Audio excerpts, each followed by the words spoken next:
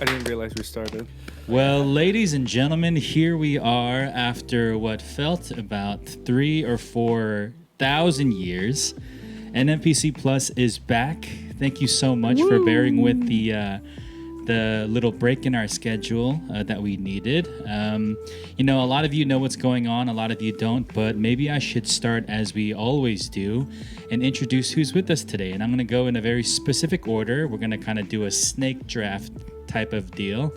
And so for those that are unfamiliar, my name is Josh. I'm one of the pastors here at NMPC. It is so very, very good to be with you all today. I am joined, we're going to go down the line. I am joined on my right by Pastor Sam. Hello, Pastor Sam. Hello. I am joined by our education director, Kathy. Hello, Kathy. Hi. And I am joined by Pastor Key. Hello, Pastor Key. Hello, hello. Hey, Pastor Key. This table looks a lot different than it did the last time we were here, doesn't it? Very different.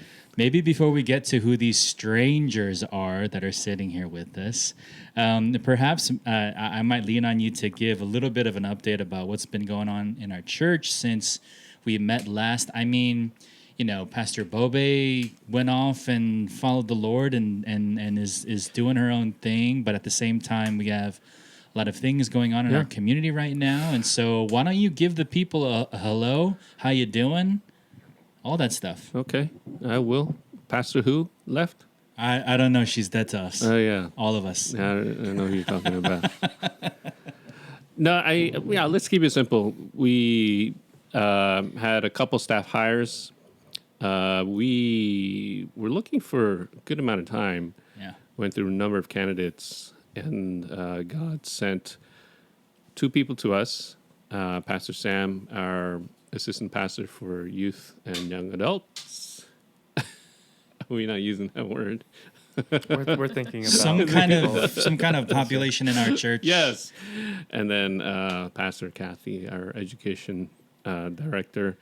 Just the way they came into being part of the conversation and then being hired at our church, we really felt God's hand and direction in all of it.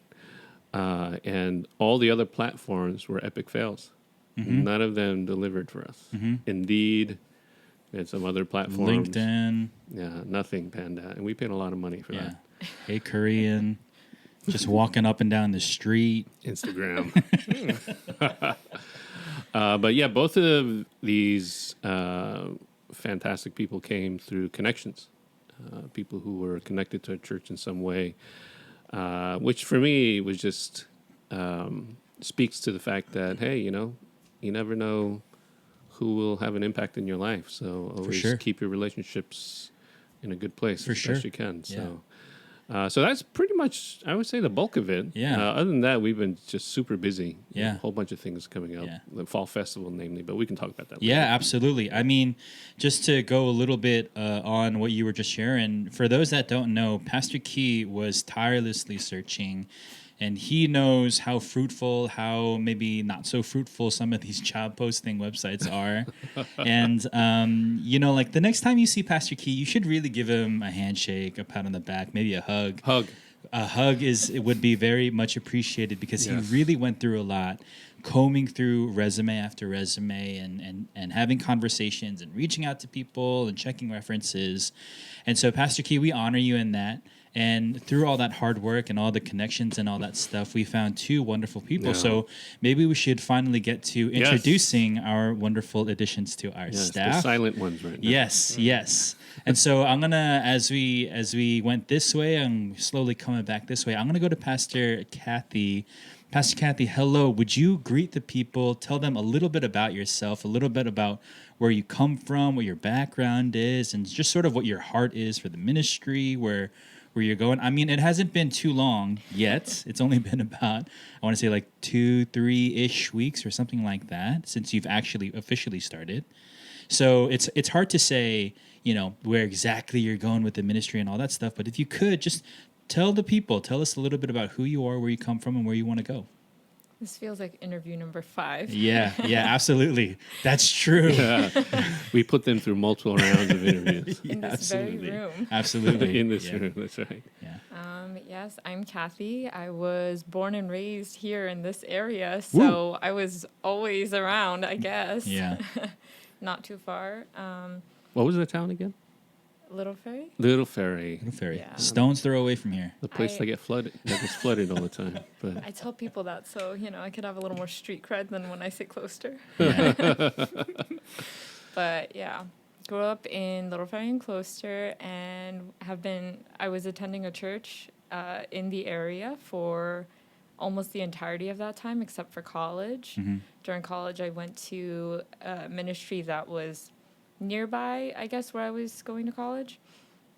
Yeah, and pretty much the entire time in college and after, a lot of the decisions that I've made have been through different relationships that I've made. So that is very relevant, and that is how I ended up here, through a relationship that I built with a friend in college. We had served together, and I had also served with her husband.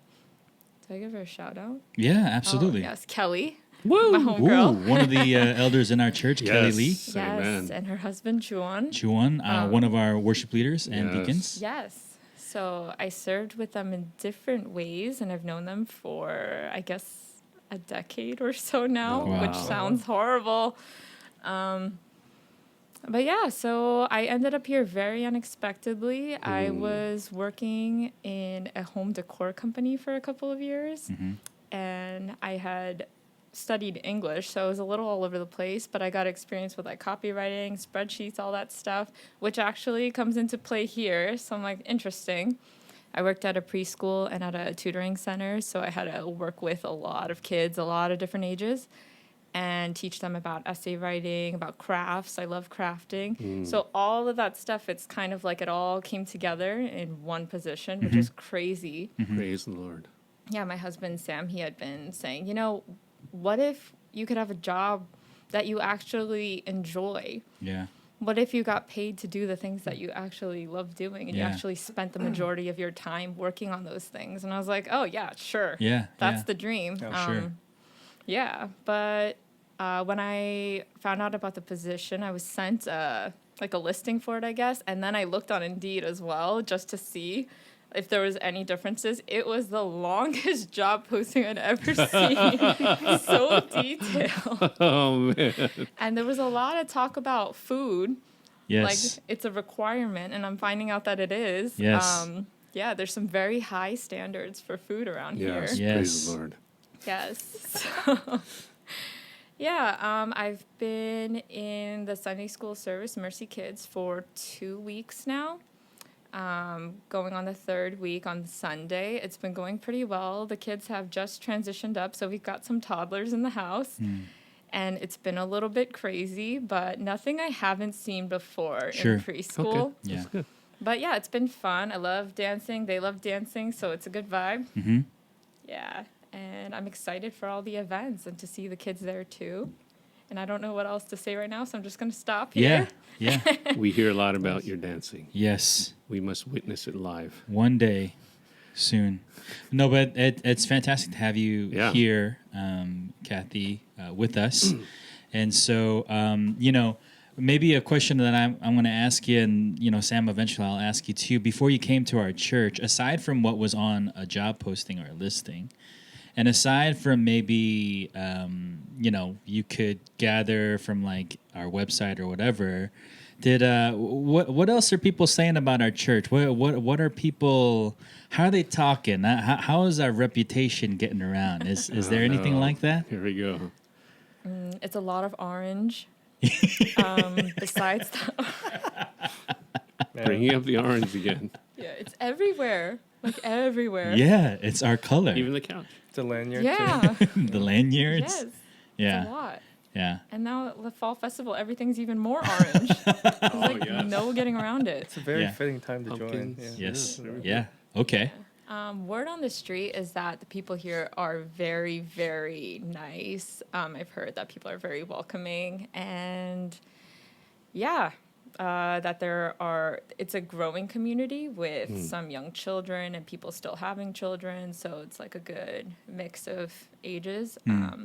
Yeah. And it just screams growth, I think, just because of that. Okay. So mostly this reputation comes from Kelly, but still she knows what's up. Yeah. She knows what's up. Yeah. Not biased at all. No. One of our elders. Not biased at all. Okay. All right. Well, as long as there's no weird sort of a rumor about private jets or fancy cars. I mean, No, wait, nothing like that. did I just expose this? Anyway, let's move on quickly. Kathy, it is awesome. You know, it's awesome to have met you, but also to have gotten to know you a little bit over the last couple of weeks. And, you know, hopefully this journey goes a lot longer and the road gets a lot smoother and we go to higher heights and deeper depths. And, you know, everything that you want to do with the education department, we're fully behind you, of course. And just let us know. I mean, there's a lot to adjust to, so just make sure that you let us know anything that you need. The one to speak to is the one on your right. Don't bother me. We need to hire another person. Yeah. Was that welcoming enough, Pastor Keith? Alrighty, so we're going to move on now to another addition to our staff. Interestingly enough, this person was hired officially started, I should say, I think 3 weeks before Kathy. Yeah. So we're going to move on now to Pastor Sam. Sam, hello, welcome. You've given a message at our church now. There's a lot that you've a lot of time maybe that you have, kind of a time advantage on Kathy a little bit, but people still need to know who you are. So if you could, please tell us a little bit about who you are, where you're from, and where you're going.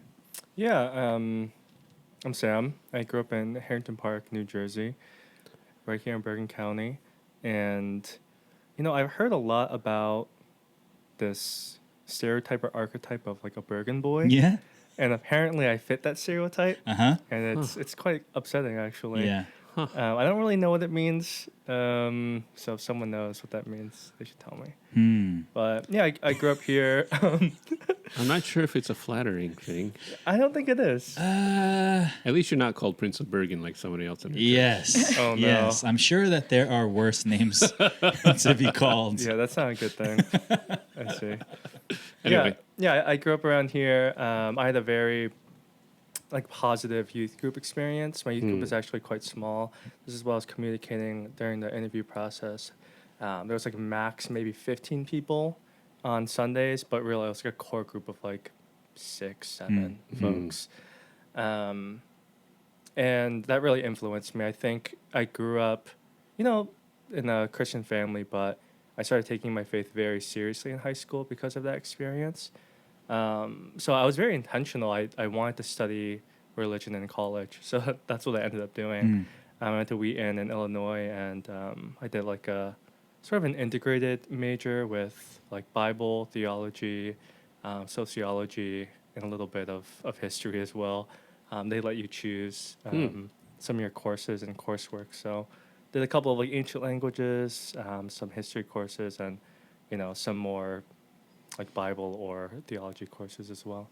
And since it's a liberal arts school, you have to take everything, writing, science, everything. But yeah, I think in that experience, I just grew in love and admiration for the content.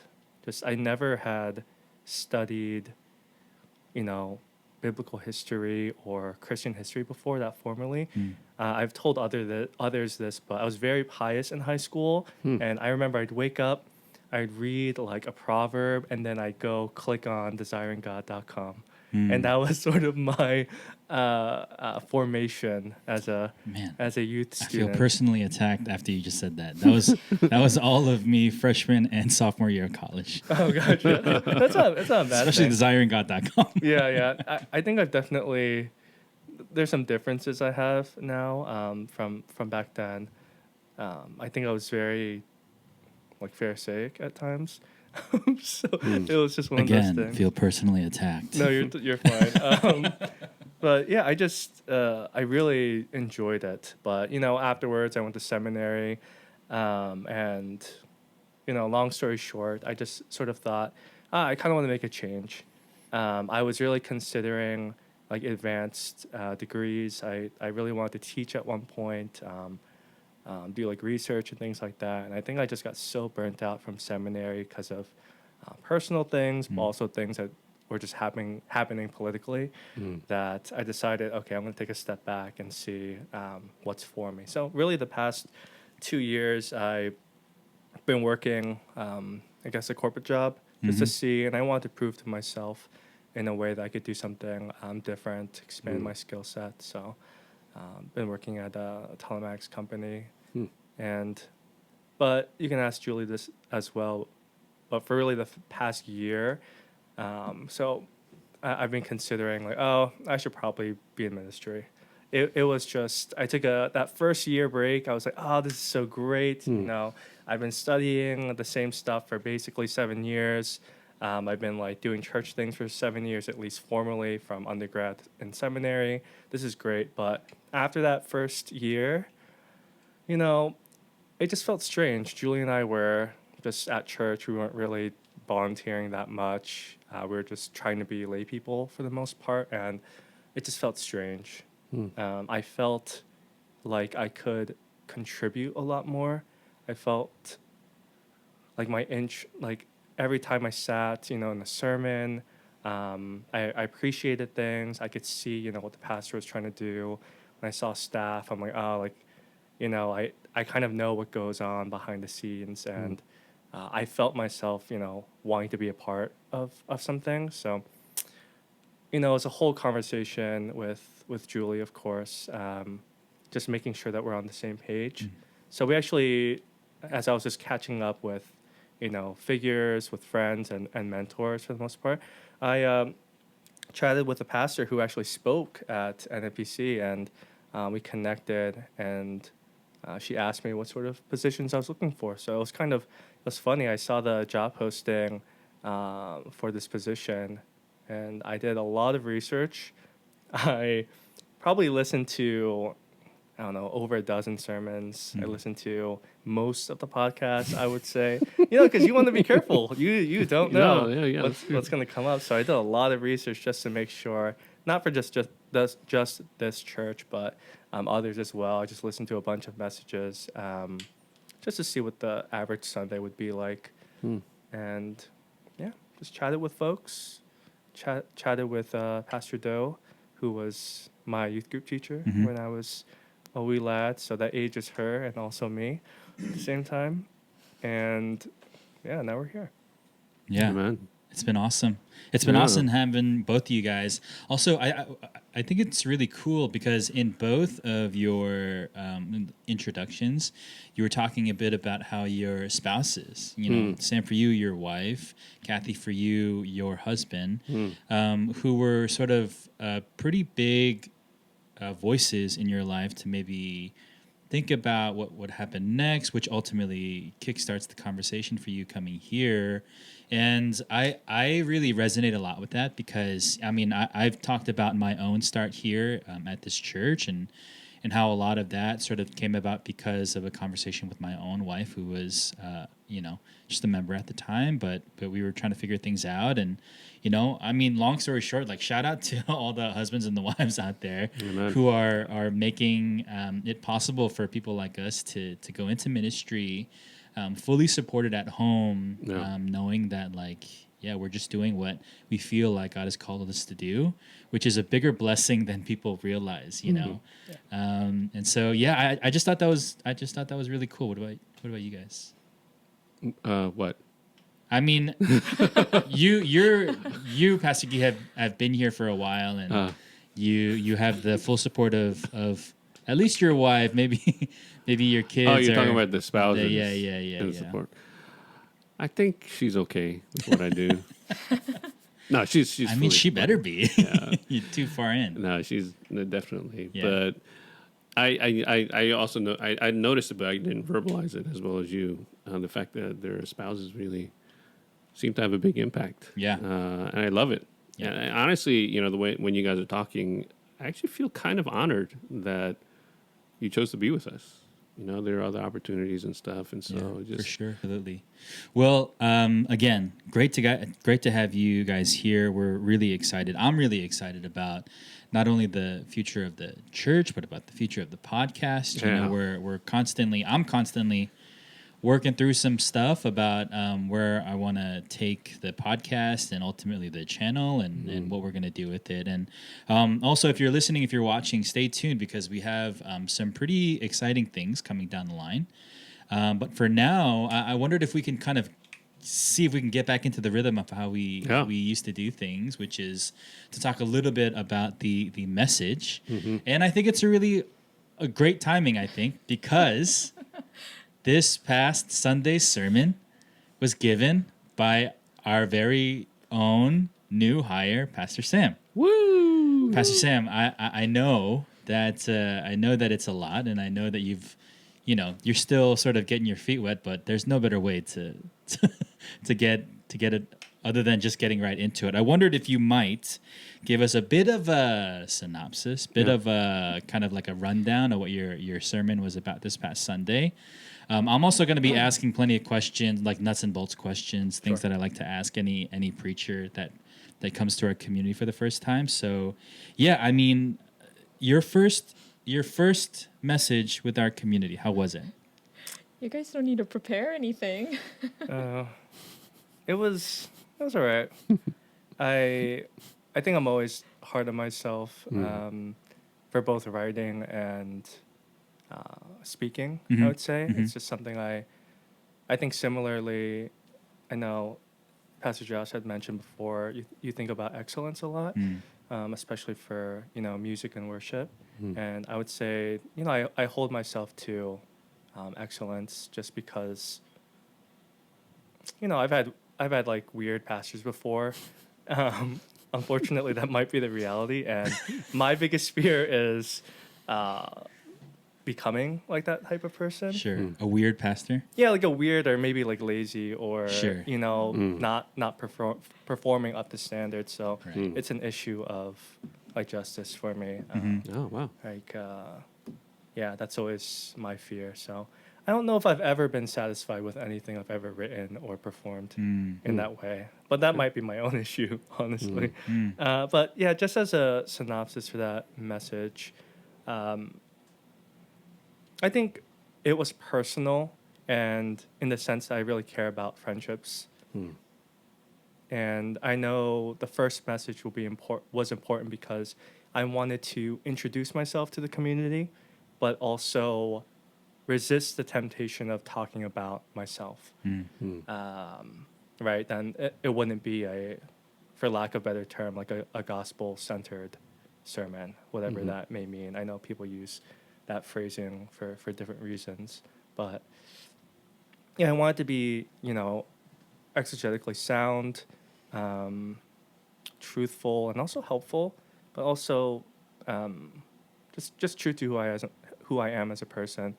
So it was really just attempting to complicate the narrative of friendship, obedience to commands, and how strange it is for Jesus to call his disciples and now us friends, and what that now means for us. Yeah, pretty much it. Yeah. You had remarked on Sunday while you were giving the message that it had been a while. How long was it again since the last time you gave a message in front of a community? At least like 2.5 years, Oh maybe. my goodness! Yeah, at least. Yeah. So did it feel like you were shaking off a little bit of rust? Oh, for sure. Yeah. And I think during the interview process, the sermon I sent in as like a video like sample was like the last sermon I gave. Oh wow! And I think that was 2019 or something. Wow. Yeah. 2020 or I remember listening to it Yeah. while in the car. Yeah. Ton of notes. No. Okay. Before we get into like the meat of the thing, it's just something that I like to ask. And I know sort of the answer to this question, and you might sort of know what I'm about to ask. But when it comes to sermon writing, particularly like words on the page, when you give the message, are you a bullet point guy? Are you a manuscript guy? Is it like every word that comes out of your mouth has to be on the page? Is there a little bit of room for, deviation or anything like that? Or is it strictly like, nope, got to do everything that's on the page? I used to be bullet point. I changed to strict manuscript in seminary. And I think it's because I've tried to be more precise with my language, especially. And if there are certain points I want to make sure, I want to eliminate, extra interpretation or confusion. So I just stick to the manuscript. Sure. But I think that makes me too stoic at times. Yeah, Right. that's what others have told me at Right. least. So I'm not Yeah. sure. Yeah. Well, yeah, I mean, that's always the risk that you run, right? Like doing everything that's on the paper. So then for you, like with a message like that, and I think somewhere around 25, 26 minutes or something like that, for a message like that, about how long are you sitting down and doing the writing process, which includes everything from like putting thoughts down on paper, pre-writing, drafting a first draft, and going and editing to like actually on the day giving the message. Oh man. About how long, in your ideal world, or I don't know, you can answer that multiple ways, but how long did you prepare for that message? How many years? Yeah, that's what I mean. I That's think true. it's almost limitless, just because the message was really my attempt to summarize a lot of the conversations I've had with multiple friends, with one professor in particular at Princeton Seminary. Just, it's so weird. They're changed from servants to friends, right? And I know I mentioned this at the staff meeting, but in the interpretive tradition, most like medieval and ancient exegetes will just say they're still slaves. They're just bad slaves turned to good slaves, and I don't really like that. And I don't think that's what is actually like. It just plainly says, Jesus plainly says, you're no longer slaves. Yeah. You're servants. Yeah. So I take that seriously. So it's something that's always puzzled me. But to answer your question, so I've thought about it for a long time. In terms of actually writing, And we'll and just limit it thinking? to the week leading up to it. How about that? whatever after my day job is to midnight, every day, Wow. Wow. pretty much starting from maybe Tuesday, because Tuesday I started like basically right after our staff meeting, but I was thinking about it for the week prior, because I was fairly confident I wanted to use that passage and just put everything on pen to paper. Sure. So whatever, thinking about it from like the Saturday before, starting to write on Tuesday, and like whatever Yeah. that time frame is. Yeah. Wow. Yeah. Yeah. Well, that's Crazy. anywhere from like 24 to 30 hours, something like that. You think did it feel about that? It feels more like 40, honestly. Jeez. Yeah, maybe more. So a second full-time job. Yeah. Just because, yeah. Yeah. Well, it was it was a fantastic message. But I want to ask you guys now. You've both had an opportunity to listen to it. I have, of course, as well, because I was in the room. I mean, what are some of your initial thoughts? The idea of slaves to friends, what that means, kind of how it was hitting you, if it was hitting you deeply, or if it was just kind of tickling your ears. Like what were some thoughts that you guys had as you listened to the message?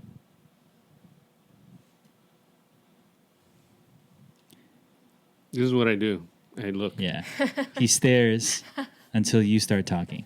I don't have my notebook. I didn't know this was coming out. Oh. What happened to it'll be fine. You don't need to prepare It'll for the be podcast. fine. It'll be fine. But do you have anything kind of that comes up even now, even without like being able to look at any of your notes? Don't worry, I won't be offended. The expectation of someone responding to a command displays the level of intimacy. Said something like that, and I was Yeah. like, "Ooh, Ooh, nicely that's- put. I Yeah. like that." Yeah. Came right after you said all this stuff about virtue, and people have to have an agreement sort of in virtue, otherwise the friendship's just not going to work. I was like, whoa, okay. Yeah.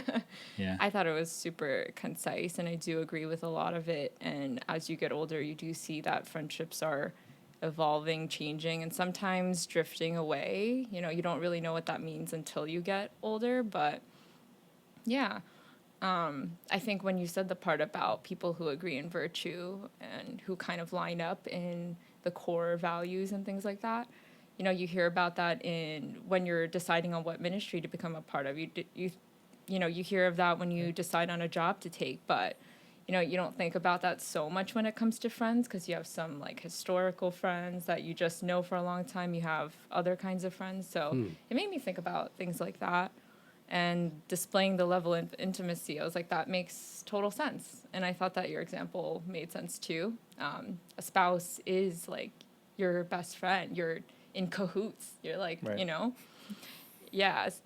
My husband Sam and I, we call it our cone of silence. We say all these things. We put the bed sheet over us. We're like, all right, we're in the cone. What is it? Wow. But yeah, and in the same way, there are certain expectations that you are allowed to have, expectations you're expected to have and follow through on. Yeah, so I thought those points were very relevant to, I guess, all relationships and well put. Yeah. Yeah, absolutely. Yeah. Wow, that was very well said. Thank You didn't need your notes. Why no notes? Yeah, You- I was blessed by what you were saying. I'm like, I wrote some of that, I think, but you explained it better. Yeah, this than is me. this is her own handwrite it. message. But yeah, you guys are both naturals, man. They were all worried about I how they're gonna be in know. the podcast. They're like, Now in like Liars. 2 minutes, I'm just gonna faint. Pass out, yeah. man, I have so much I'd like to say. I'll say, you know, in a very simple level, I was impressed by the quality and the amount of content that you shoved in to a 25-minute period. Because unpacking something like that at the level that you did, easily an hour for most people. Yeah. So that was remarkable. And it didn't feel like it was a short shrift, a short treatment. It was like a full, robust kind of exploration of at least that component of friendship. So that was fabulous. For me, actually, I got home. I was like, I need to write an Instagram post about this. And so I did. And I, you know, as I'm writing it, it started coming into my mind, like how much of an impact this message had on me. Because, you know, there's so much confusion out there as to what Jesus means. You know, you know, you are my friends if you do what I command. You're like, that doesn't sound like friendship. Right. Yeah. You know, and for me, I wrestled with that passage for the longest time, and I would always lean on the obedience part and this and that. But the way you brought those two together, friendship and how obedience and doing what Jesus commands actually makes sense as is an indicator of the kind of intimacy that you have with him, right? That, you know, if my wife commands me to do something, I have that kind of intimacy with her that she can say stuff like that, you know. So you unpack that in such a way that I was like, oh my God, this is a paradigm shift. But it isn't, you know, I mentioned this in this Instagram post. A lot of people, they'll like rhetorically manipulate something to make it sound wise, but it's not really what's going on in the text. But for you, when I was listening to it, I'm like, this is actually getting me closer to what I think the text is actually saying. And that for me is very impressive because that really is what exegesis is all about. And I was so moved by that. And in the room, I was like, my life has changed before my eyes. Oh, wow. Damn. No, literally. And you know, one of our elders, David, he said like, we were at the Mets game afterward, and he was like, my brain was tickled. Like, and that's a big compliment from him. So yeah, it was fabulous. I loved it. Yeah. Yeah. Thank you. Yeah, I wanna press in a little bit and kind of unpack it, maybe put all of it on the table, see if there's any more meat on this bone that we can continue to chew together, right? Yum, Because yum, yum, yum. there he is, ladies and gentlemen. Man, it's good to be back.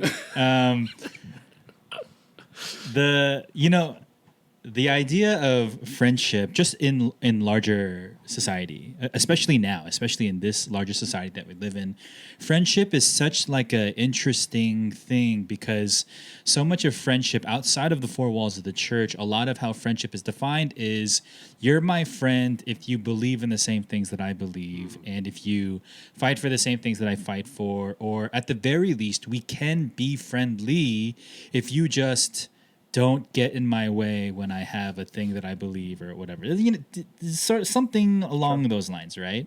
And what, as always happens in the church, Jesus speaks to an idea that often gets misunderstood outside the four walls of the church, and he turns it on its head, and he shows a completely opposite or different view about friendship. You know, I this is a first time in a long time, maybe ever, that someone did what you did in that message and put friendship and obedience, you know, like commands lead to obedience, like putting friendship and obedience right next to each other, as Christ does in that passage, and says you can't have one without the other, right? Like friendship isn't friendship unless you obey. You obey to the level of the intimacy that you have in that friendship, but once that level is understood and reached, like you start doing things to the level of that intimacy. And I wondered for you, and this is for everyone, right? Like to think about it a little bit.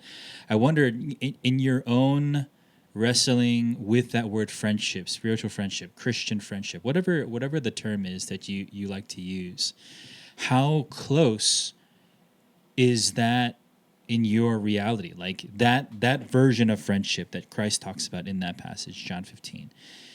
Are we living that friendship? Are we doing that kind of friendship in the church? You know, like, and this is for you if you're listening or if you're watching. You know, like how deeply does that resonate with you, or is it something so completely away from where you are? You know, because for me, I like to believe. You know, I like to believe that. Let's say a friend of mine, and you know, we're talking, I think, close to the idea of friendship that's talked about in the message and in the scriptures. I like to believe that if someone comes up to me and asks, like, I'll give them the shirt off my back. I'll give them all the cash in my pockets, like whatever they need. I sort of try to go above and beyond. But I sometimes run into trouble because I'll do that for anyone that I've just like loosely deemed as my friend. But then because I haven't adequately defined what friendship means and how intimacy is achieved, then I'll very easily close that door on somebody if I don't like them anymore. Do you know what I mean? Like, and that's just God's honest truth. And so for you guys, I mean, how does that idea of Christian friendship, how does that play out in your own life? Are you guys living that? Yeah, I'll pick up some of what I've heard. I think some of the first things you were saying, there's always levels of tolerance, right? When there are differences, especially when you're commanding another. Some folks want relationships or friendships where tolerance is the highest good. Right, So right. they don't want to be told what's to be corrected, rather. Right. They just want the intimacy without correction. I don't think that's right, actually, which is why I try to make commands, and part of that is correction, an essential feature of friendship. And part of that is just my thinking with, of course, Aristotle, but with the friendships of virtue, but also just the nature of Christian friendships. If you are dedicated to, growing Christ-likeness, you also think of like Christian language, like sanctification. Part of that is accountability and correction. And at least that was what was in the back of my mind. I was thinking of adding some of that, and that's why I like friendship as just a metaphor in a way of relationships in the church. It always requires accountability, correction, and because you're moving towards a common place, right? Yeah. And there's gonna be ups and downs, of course, but it's a journeying, right? You're going, you're holding hands together, and you're trying to reach a place, and that place is, just to be Christ beloved, in that way. Sure. Yeah, that's what I think of. That's in like the back of my mind, and as I'm saying this, I'm thinking of like Augustine. I don't want to. Sorry, I don't want to name. I don't want to name drop to be annoying. I don't want to be one of those Theala bros. That's Yo, in, just like, do it, man. no, If that's who you are, flex those muscles. Fiala, bro. yeah, it's not always helpful, and I understand. It's just yeah, that's what I think of. I think of journeying together, and yeah, you have a mutual goal. Mm. Yeah. Yeah. Interesting. What about you guys on the other end of the table? For me, I find it playing out in my family relationships a lot. And where my mind went to was with my daughter. There was one time where, to me, she's still a little girl who I should be able to hold and hug and all this stuff, right? And invade her space whenever I want. But she hates that. And she would get really angry at times. Sure. And I'm just like, I'm just trying to love you. Yeah. Why are you getting so angry? You know, and then we got to big, fights about this and stuff. Like, why are you hating your dad? Don't you know what I did for you? Blah, blah, blah, right? At one point, she shared with me, like, why can't you just do this because this is what I want? You know what I mean? So she's basically commanding me, like, I need my space. Right. And I realized, oh my goodness, this is by kind of quote unquote obeying her, I'm loving her, I'm respecting her, and stuff like that. And so in that dynamic, her asking this of me, my love for her, I grant her that thing, And so it's interesting because when I bring it back to Jesus, and he says, "You're my friends if you obey what I command." His command, if you know the character of Jesus, is his heart longing for him and for us, right? And if I love Jesus, I want to do that for him, And so I think that really kind of is where it comes together for me. I think the way I expressed it a long time ago is this is Jesus's love language, in a sense, right? This whole command thing. And so, yeah, man, it's very powerful. And it's very deep, though. I think it's deep, but it's real. And what I realize is relationships, in order to really get at them and really to understand them, you need to think a little bit more deeply. Mm-hmm. If you're kind of skirting along the surface, you're not really understanding relationship, And so even though it's a little bit harder to think about, and I think I'm still wrapping my mind around this whole command and friendship thing, I feel like it's real. And I really want to kind of like dig deeper into that and extract and chew more meat off that bone. Yeah. I'm still wrapping my head around Yeah. it. I'm just like, oh my God, the rest of my life I'll probably be trying to figure this out. I have some questions. Don't you worry about it. But yeah, Kathy, what about you? Think about forgiveness. I think we did have like a little discussion about it, I think, when we were kind of talking about Pastor Sam's message before he gave it.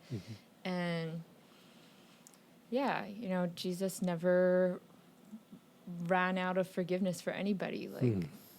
And that's really hard to do. And there are certain things that happen that, might be really violent or illegal and things like that. But yeah, I think just wrapping my mind around the different layers of what forgiveness means comes up for me a lot when I think about friendship.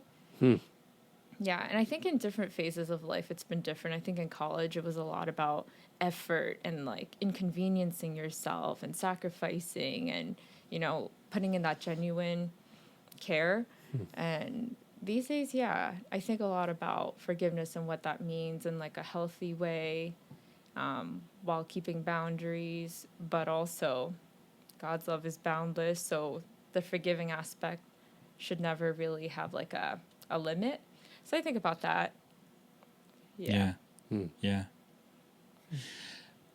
Is it, if I may ask a question now, just to see if there's any room for understanding here, is it wrong for a believer to think about it in these terms?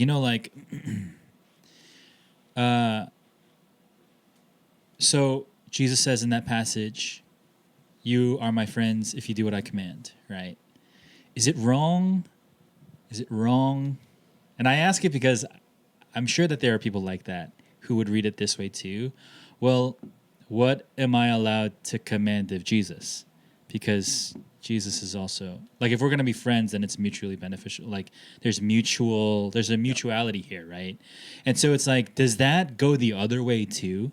You know, like Pastor Sam, I'd love for you to take a stab at this, but I'd love everyone's thought. No, I'm so excited. I want to hear what he has to say. Yeah. Because does that go the other way?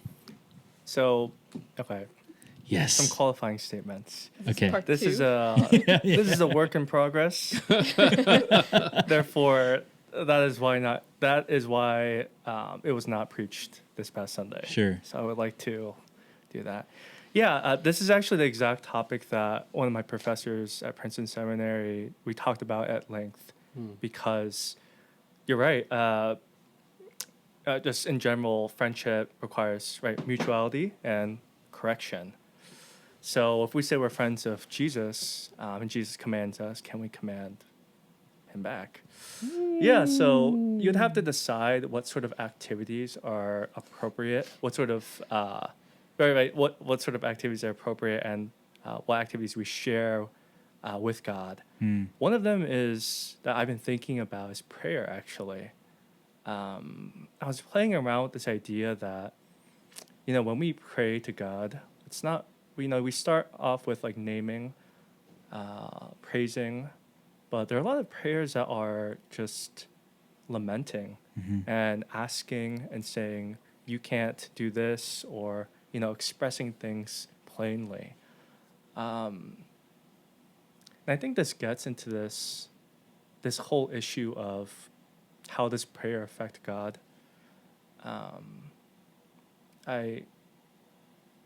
God does listen and take our prayers seriously.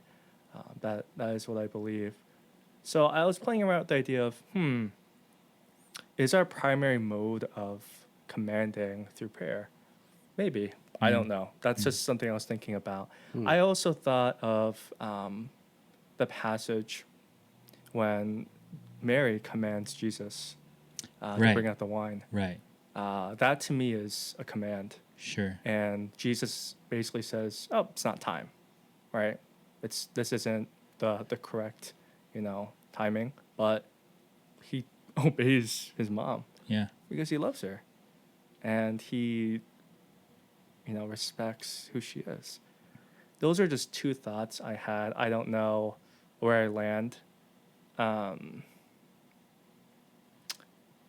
The last thing I'll say is when I did talk to my teacher about this, he brought up dogs, friendship with dogs, and commanding. And what he used is that we can call dogs friends because we establish shared activities with these dogs. We teach them to fetch, to play with us, and whether those activities are appropriate. And he'll sort of extend that to say, if you have dogs, my dog, this is what he does. When he wants to play, he comes up to me and he brings a toy.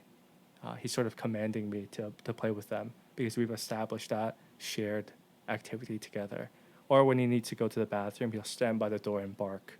I take that as a small command, right? Yeah. I know this is a tough analogy. This is just something that we've talked about. So my teacher will sort of extend that to say, well, are there shared activities that God has taught us, and in that way has established the limits of our commanding and therefore obedience? I'm not sure. It's still something that puzzles me. But all I'm confident about is Jesus calls us his friends. And those things require commands and obedience. Yeah. Wow. I like the dog analogy. Yeah, just because it's like limited, right? And I think once you do have an animal, it just becomes so apparent. When I don't feed him on time, like we've established a routine, I've taught him these things, and he comes up to me, and it's him telling me like I haven't fulfilled the obligation that I've made with him. Sure. So he's telling me what to do. Sure. But yeah.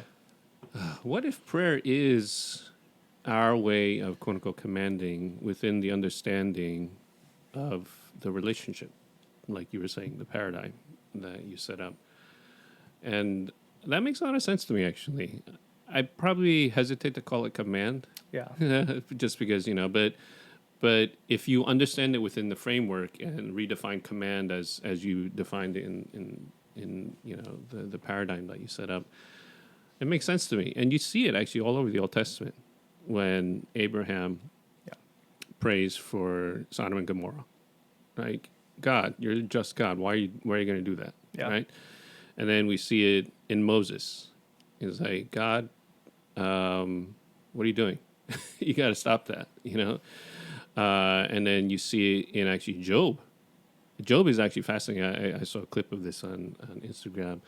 Fascinating because if you read all the prayers of Job, he's basically yelling at God, like, you screwed up, you suck, this and that, and just complaining about his life and like, you need to change things. Why don't you show up and, let's talk to one another. I'll make my case to your face and stuff like that. And it's fascinating because at the end of the book of Job, he says to Job, what does he say to Job? Do you guys remember? I forgot the exact phrase.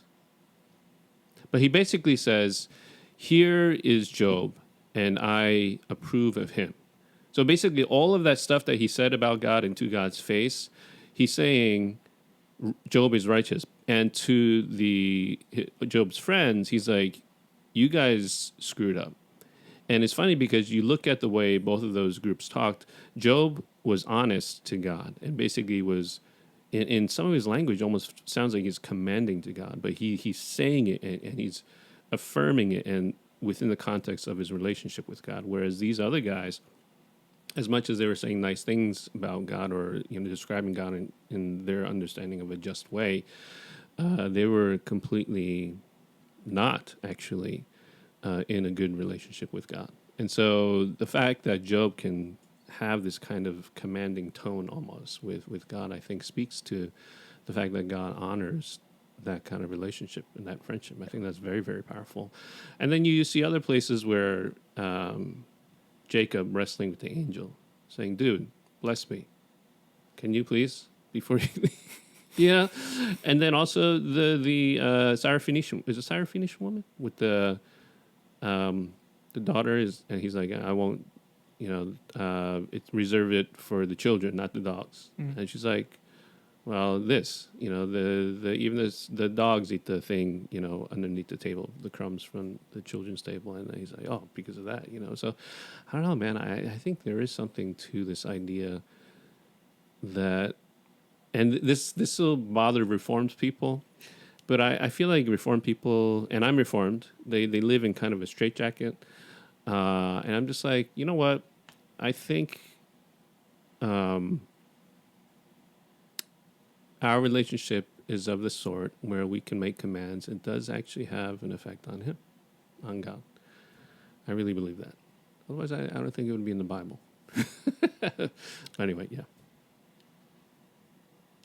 Sorry, that was a mouthful. No. Kathy, did you want to add anything to there? I like the today. I like the dog analogy. So if I'm a pooch, then and I'm expecting my owner, so if I'm doing the dance, I'm in Sunday school praise, I'm doing the dance, right? I'm totally fully expecting God to be there with me. Is that a command? Is that just an invitation of the Holy Spirit? Is that my way of commanding as a pooch would to his master to play with him? So yeah, just bringing it over to the kids' world. But yeah, I like that. I fully expect that. I fully expect him to come, meet me, dance with me, pray with me, enjoy with me, even in like a praise setting, like as you said, in a prayer setting. And I think in that passage with Jesus' mother, I heard someone say once that that was before he began his ministry, so it wasn't his time yet, but that, Jesus's mother technically didn't like necessarily see him do those kinds of miracles or those kinds of acts yet, technically, because his ministry hadn't started yet, technically. But she knew, like, why else would she have commanded him unless she knew that he could do it or that he could do something, that something could be done. So with that faith, in that expectation, she commanded him in that way. So I feel like it's all very intertwined, you know? Yeah. I like that. That's great. Can I throw something out here? Yeah. I'm curious if a big piece of this is because of our cultural understanding of commanding. Meaning, we have a distorted, sin-affected understanding of commanding, where people of power abuse people who are in lower power. And I feel like Jesus' use is not within that paradigm, meaning commanding within an integrated world of love and everything is whole. It doesn't have that edge to it. And I think the reason why it affects us even when we're talking about, right, I'm sure it's like, it doesn't feel right? And I think it's because we have this cultural baggage that we're just not able to shed. And I think the shedding of that baggage, the more we do that, the more we'll actually become more comfortable. We'll look at Jesus saying, if you love me, you'll do what I command. We'll get to a point where, like, of course, there's nothing wrong with that. It doesn't feel wrong at all. I feel like I feel like it's going to take some time to get there. But I think that's kind of a big piece of what needs to happen to get to that place. Yeah. I tried my best to make them seem ordinary with those examples with, you know, my relationship with Julie. And I threw out the trash before coming here, actually. Oh, there you go. You didn't pick up any dry cleaning here, did you? I did not. Yo! Yeah. Yeah, and then also, of course, just like Christian relationships. I use Pastor Key as an example. Because you're allowed to, you know, say certain things. I just had thought about prayer as well. Yeah, I think this is a whole discussion over how prayer affects God. There's so many, man, I don't even know how many books and like people have struggled over this. You know, how God's will, if or can be affected by prayer.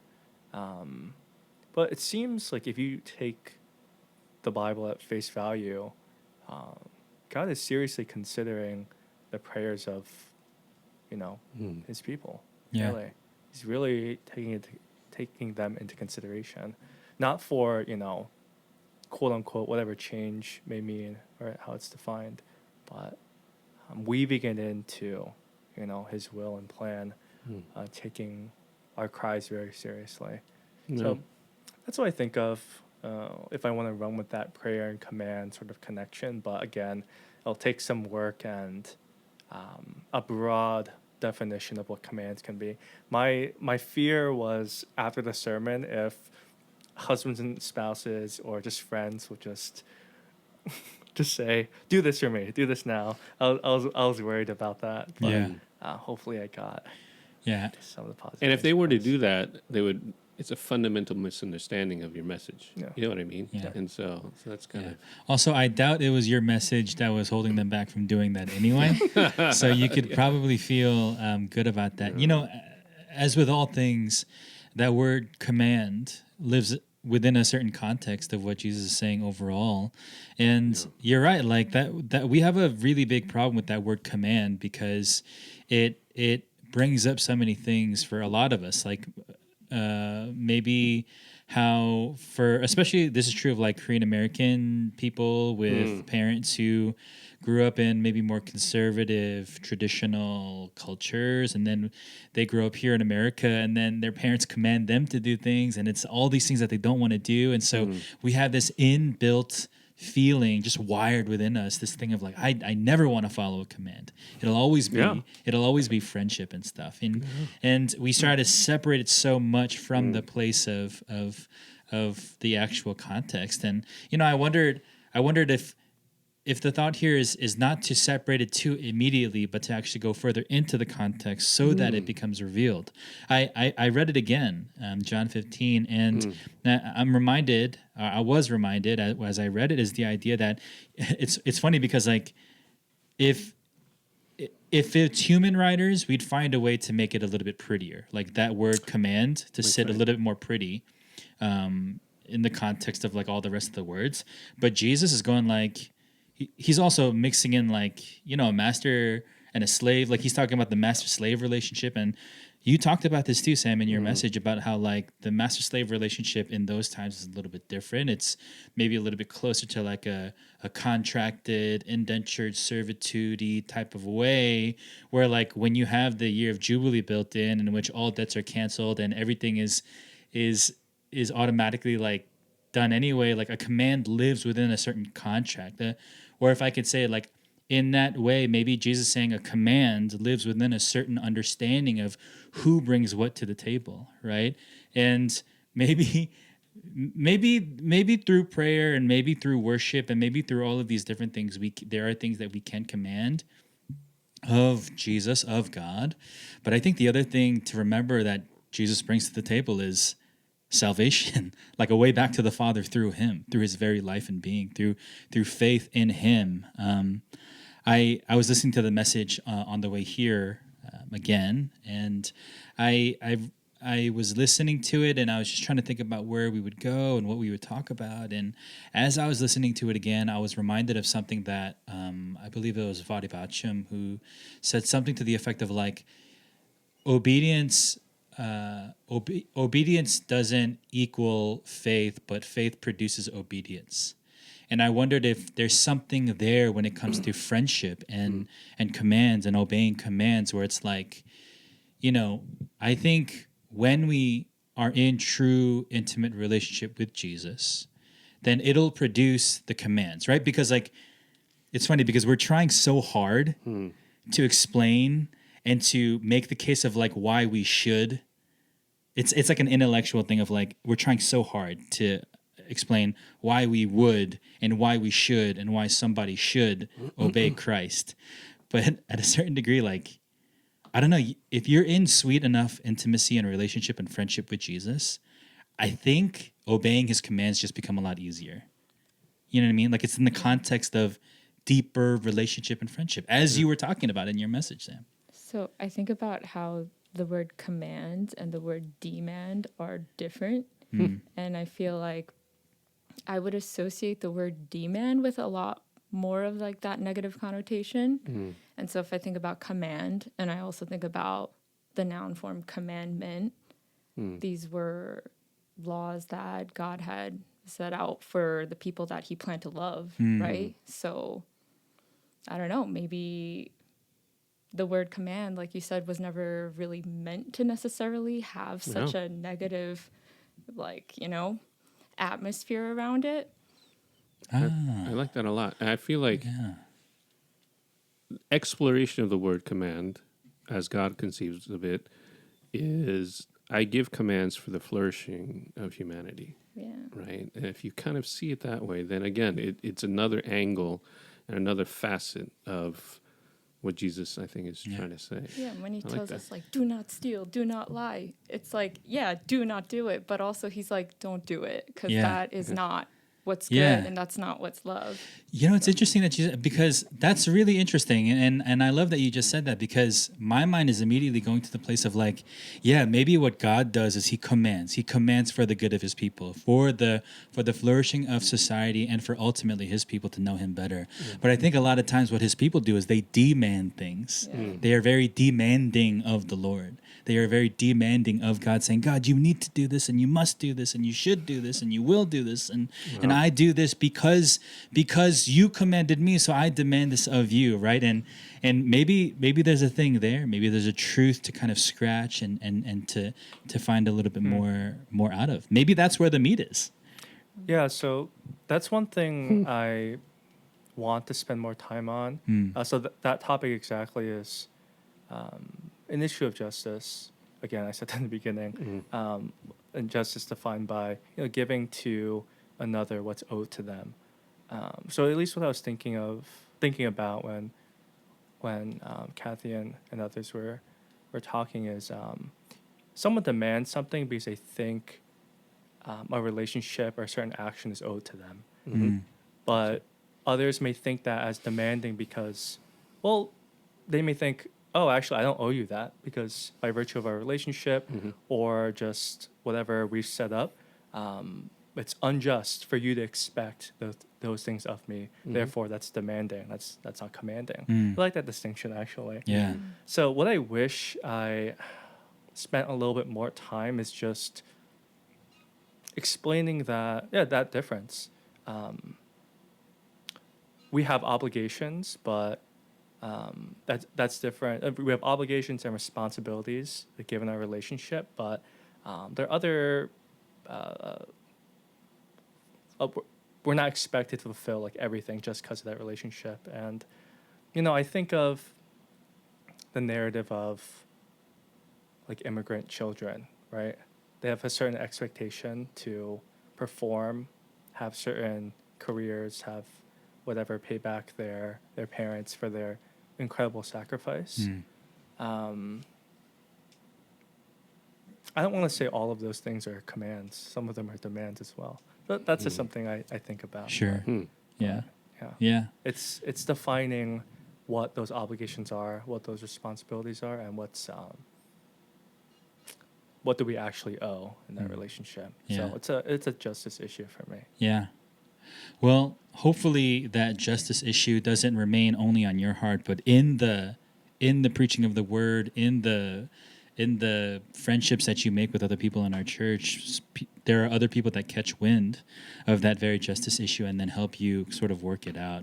Plus, when it comes to preaching, and this is true of every church and all churches and all pastors, like it's hard to imagine that you're gonna say everything that you want to say 100% of the way you want to say it in one message. You know what I mean? And so let the rest of your ministry, let the rest of all of what you do here, especially with NMPC, right? And you have this podcast too, right? And this is what this podcast was designed to do. It was designed to give a little bit more opportunities for things like that to be fleshed out. So as you continue to do ministry within the bounds, under the umbrella of NMPC and beyond, I'm sure those things get worked out and God reveals sort of more to you than ever before, right?